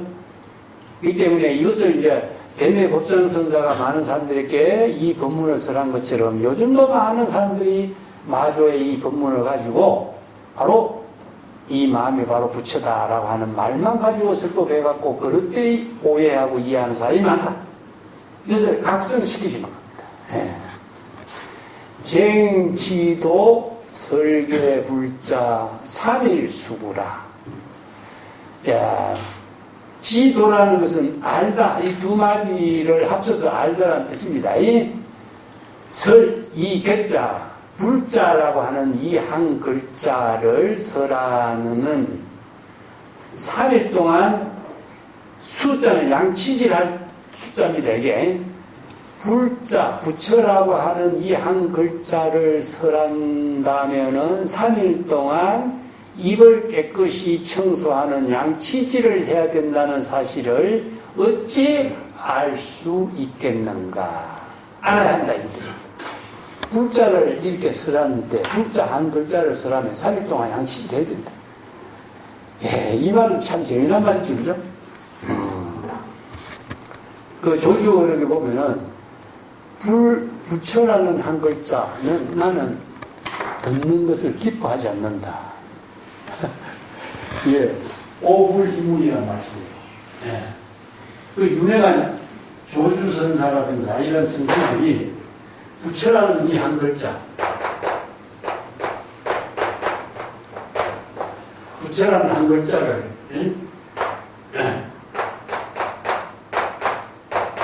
나는 듣는 것을 기뻐하지 않는다. 이 말씀. 부처라는 한 글자, 나는 영원히 듣기 싫어한다. 이렇게 쓰라는 사람도 있고, 다나 천년선자 같은 사람은 부처라는 한 글자, 나는 영원히 그 듣는 거 기뻐하지 않는다. 이런, 그것도 유명한 조주서 본문이 있잖아요.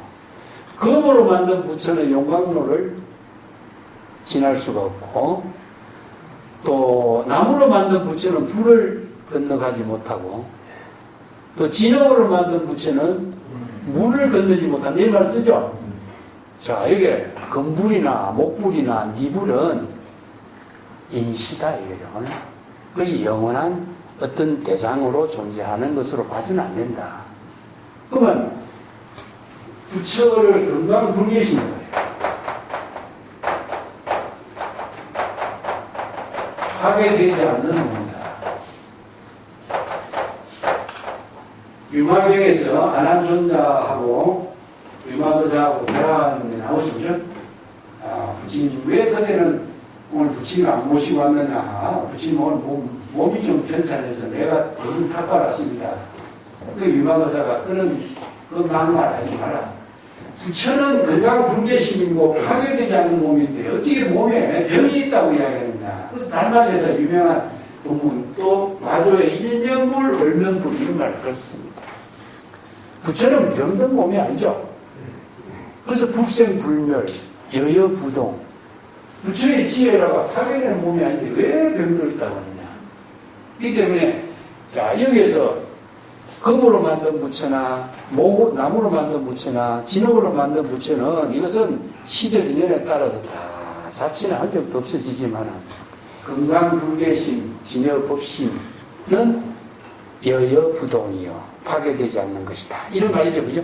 그 부처의 지혜를 말하지 부처의 몸, 대상, 존재를 말하는 말입니다. 그렇기 때문에 법계에 들어하는 지혜의 작용으로 일체 중생들에게 항상 태양의 에너지와 같이 광명으로 이루어지고 있다. 그게 과연 가능할까? 의문점이 들죠? 듭니까? 안 됩니까? 자, 이게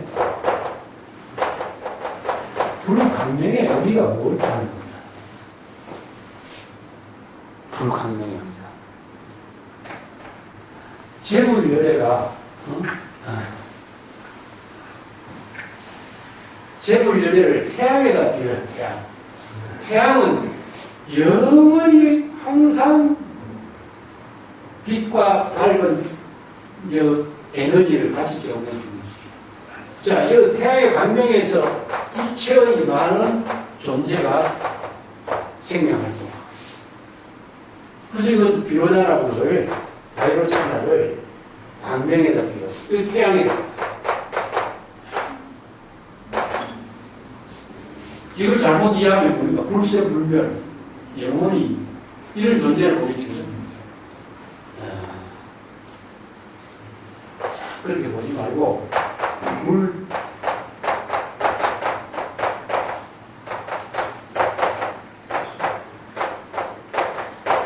불심의 지혜가 그러면 불심의 지혜는 무엇이죠?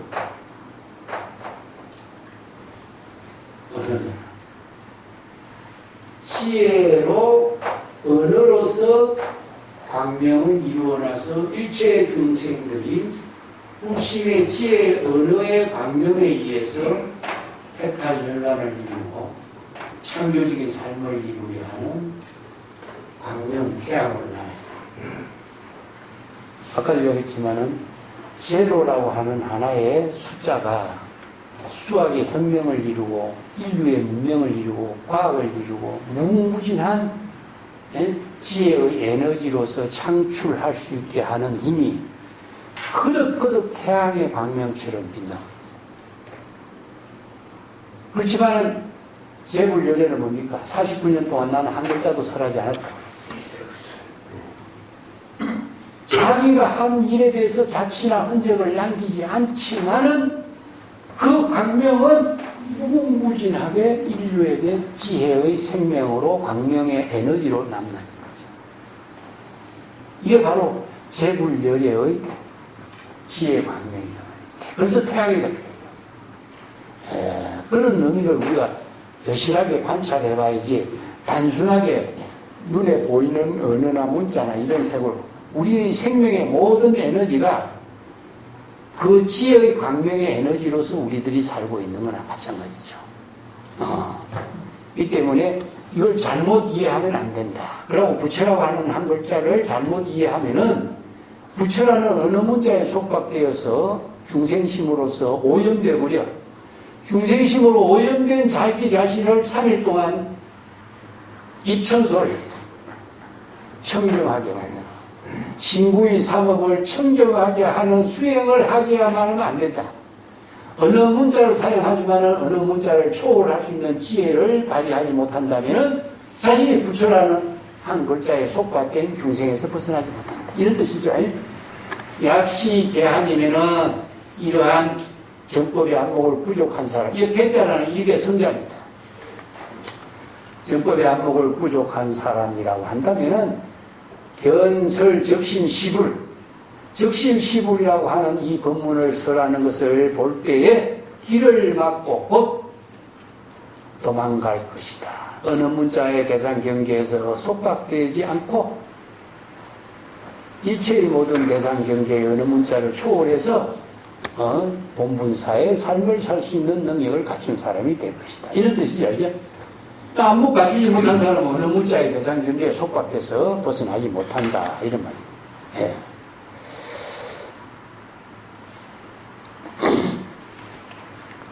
그 금강경에 보면요, 그 이런 법문이 있죠.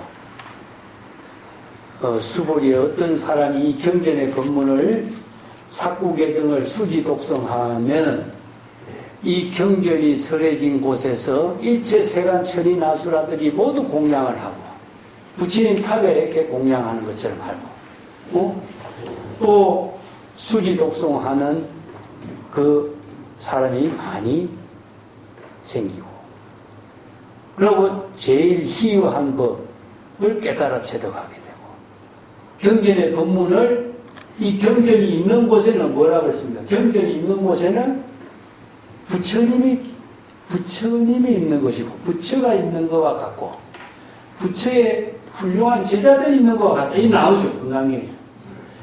그 법문에 대해서 굉장히 많은 오해를 하는 경우가 많아요. 그러면 경전의 법문하고 부처가 있는 것이고 부처의 제자, 존중한 제자들이 있는 거하고 그 관계가 어떤 관계냐 이거죠.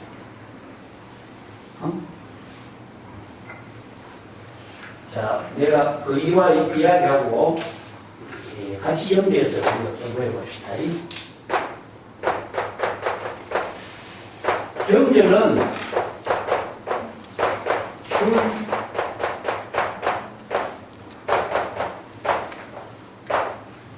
불이 본문으로 설한 출세간의 언어죠, 그죠? 출세간의 언어잖아요. 그러면 경전이 있는 곳에 뭐가 있습니까? 부처가 있고 뛰어난 불 제자들 이런 뜻이죠.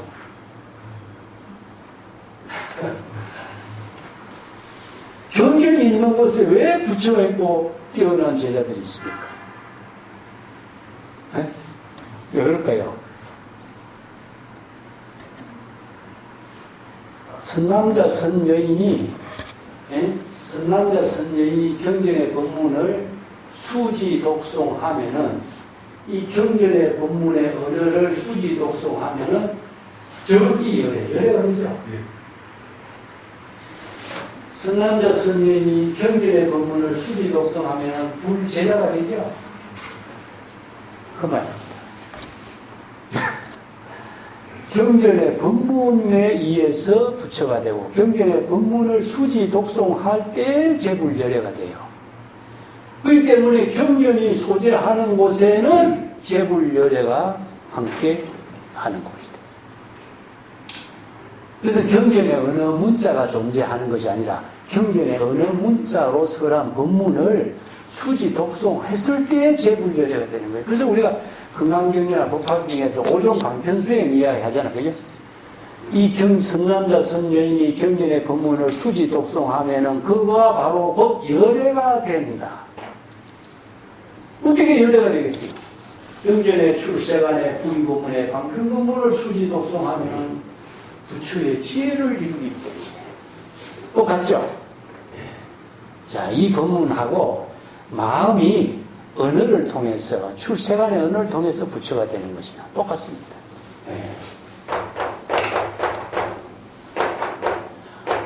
불실이 되는 것은 진여 일심으로 경전의 법문을 수지 독송하면은 바로 부처가 되기 때문에 불해의 수행이 돼요. 불식으로 경전의 법문을 수지 독송하면은 불제자가 되는 거예요. 우리가 마음이 그냥 부처가 될 수가 없어요. 경전의 법문에 의거해서 부처가 되고 제불열애가 되고 제불열애의 공덕을 실행하게 되는 거. 이 때문에 경전의 방편 법문을 수지 독송하는 것이 바로 불행이 되고 불사가 되고 부처가 되는 일이에요. 그래서 경전의 법문이 있는 곳에 바로 부처가 있는 것이 되고 불제자가 있는 것이 됩니다. 그런 법문이에요. 똑같습니다. 개성을 봅시다. 청천백일에 절기신명하라. 객문여하오 포장규굴이다. 자, 청천백일은 환히 밝은 대낮이죠. 그죠? 이건 뭐냐면은 일체가 다 여겁하게 여실하게 드러나서 감춤이 없는 상태이기 때문에 누구나 여실하게 볼 수 있는, 누구나 똑같은 경기를 똑같이 볼 수 있어요. 이게 바로 제법 실상의 세계라. 로지 배구의 세계입니다. 그러니까 정법의 안목을 부족한 사람이라고 한다면은 여겁하고 여실하게 밝은 대낮의 모든 사물을 여실하게 볼 수 있는 것과 같이 정법을 볼 수 있어. 예. 그렇기 때문에 여겁하고 여실하게 정법의 제법 실상을 볼 수 있는 안목을 갖추어야 되는 것이니 절기신명이라 간절하게 부탁하노니 마음 밖을 향해서 대상 경계를 향해서 부처를 대상으로 찾지 말라. 신명, 이건 뭐냐? 대상 경계에서 마음 밖에서 돈을 구하지 말고 마음 밖에서 부처를 구하지 말고 어느 문자를 통해서 부처의 세계로 착각하지 마라. 이게 바로 중생은 대상 경계에서 바람과 깃발을 보고 부처를 어느 문자를 통해서 대상 경계로 이해하려고 하지만은 진정한 안목을 갖춘 사람은 일체 개공, 밝은 날에 일체 사물을 여실하게 보는 그 자체가 바로 부처의 지혜인 것이다. 이런 뜻입니다. 명백하게 어느 문자를 통해서 대상 경계를 찾아서 부처를 찾지 마라. 어느 문자에 속박된다. 이런 뜻입니다. 정방성에 착각하게 되는 것이다. 이런 뜻입니다. 다시 무언여하. 그러면 다시 어떤 사람이 부처란 무엇인가 질문한다면 어떻게? 앞에서 질문이 이렇게 객문여하라. 그걸 다시 여기 부처란 무엇인가 질문했을 때에 많은 사람들이 어떻게 대답하고 있느냐? 포장규굴이라. 그래서 포는 무엇이냐? 끌어안다는 뜻이고 장은 무엇이냐 하면은 도둑질한 물건입니다. 도둑질한 물건을 이걸 장물이라 해요. 장물. 남은 물건을 훔친 물건을 끌어안고서 규굴 하는 것은 뭐냐? 그는 울부짖다는 뜻이고 굴은 무엇이냐? 살려달라. 이런 의미인데 자기가 갖고 있는 물건이 진정한 보배인지 자신이 알지 못하고 대상 경계에 사로잡혀 있어. 즉 다른 말로 한다면 물속에서 물을 찾는 거예요. 이 굴은 무엇이냐면, 장은 무엇이냐면, 일체 중생이 모두 국성, 열애장, 기여자성, 재불, 열애, 비밀지장을 구족하고 있죠. 그죠? 그런데도 자기 자신의 그 보물을 가지고 있으면서 보물을 실행하지 못하고 오히려 보물을 훔친 도둑놈같이 살고 있다. 그와 같이 진정한 중생은 자신의 진정한 보배를 알지 못하고 굴이라고 하는 것은 굴욕으로 이런 뜻입니다. 굴욕. 비굴하게 굴욕적인 삶을 살고 있는 거예요. 이건 중생으로 살고 있는 것을 표현해. 기교한 보배를 가지고 부처로 살지 못하고 비굴하게 중생으로 살고 있는 모습이다. 이런 뜻이에요. 이게 일체 중생이 열애장, 국성, 보배를 부족하고 있으면서도 그러한 사실을 알지 못하고 자각하지 못하기 때문에 비굴한 중생심으로 살고 있는 모습이다. 안타깝다. 이것은 이제 물에 들어가서 물을 찾는 것이나 마음 밖에서 돌을 구하는 것이라든가 부처를 어느 문자나 대상 경계에서 찾고 있는 모습이나 이렇게 비유한 거죠. 그래서 이게 그러한 착각에서 살지 말라. 이런 의미로 이제 이런 개송을 본문을 쓰라고 있죠. 자, 오늘 여기까지 하겠습니다.